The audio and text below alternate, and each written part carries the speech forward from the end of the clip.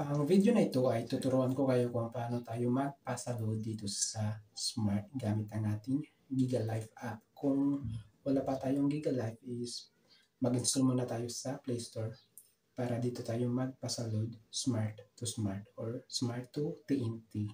So open lang natin yung GigaLife sa Smart. So ito yan. So mayroon tayong 162 balance. Ngayon ay magpasa-load tayo. So, click lang natin yung pasa-load, pasa. Click natin sa baba. Makikita yung pasa. Dito ay i-type natin yung number na isa-send natin. So, scroll down lang natin. Dito ay ilalagay natin yung number na gusto nating pasahan sa regular load. So, click natin. I-paste natin yung number natin. Tapos, click lang natin yung continue. Tapos, dito ay pasa-load. So, may what do you do? Click natin yung pasa-load. So, may option tayo, pasa points, pasa data, or pasa promo. So, pasa-load tayo.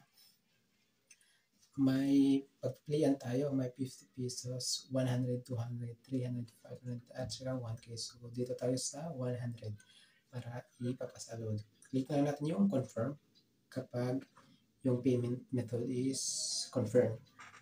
101 may kaltas na 1 pesos pa magsisend tayo ng regular load. Dito naman ay one-time PIN. So, punta tayo sa ating mobile number. I-type natin yung PIN or code. So, PIN, resend PIN. So, yung PIN dito ay i-type natin yung PIN. Yung PIN is may isi-send sa number natin. Isi-send sa number sa atin. Yung PIN, ita-type natin yung PIN dito, 8187. Tapos click natin yung proceed once na na-type natin yung PIN. Thank you, you have sent 102. Ito yung number, valid for 30 days plus 1 pesos transaction fee. So, ibig sabihin nun is na-send na yung regular load sa ating sa isa pang number. So, ganun lang kasimple kung paano magpasa-load dito sa Smart.